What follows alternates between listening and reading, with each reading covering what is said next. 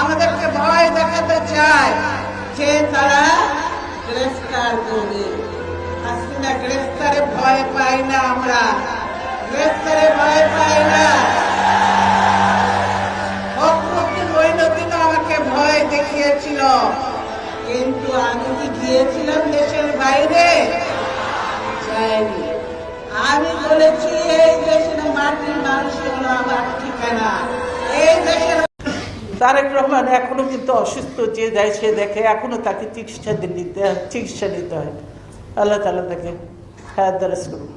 1/11 বহু চেষ্টা করেছিল বিএনপিকে ভাঙার, কিন্তু বিএনপি আমি বলবো জিয়াউর রহমান এবং তারেক রহমানই এই কাজটা বেশি করেছে, যে গ্রাসরুটের নেতা কর্মীদেরকে এমনভাবে তিনি শক্তিশালী করেছিলেন, যতই বড় বড় নেতা কয়েকজন চাক, কিন্তু যদি তার সঙ্গে ছোট নেতারা, কর্মীরা, ছাত্র যুবরা না থাকে, তাহলে তারা কিছু করতে পারে না।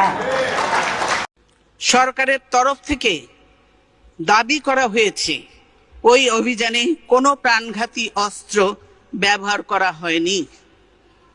বলা হচ্ছে একটি গুলিও ছোড়া হয়নি, অথচ সংবাদপত্রে প্রকাশিত খবরে জানা যায় যে সেদিন প্রায় 1.5 লক্ষাধিক গোলা বারুদ ব্যবহার করা হয়েছে।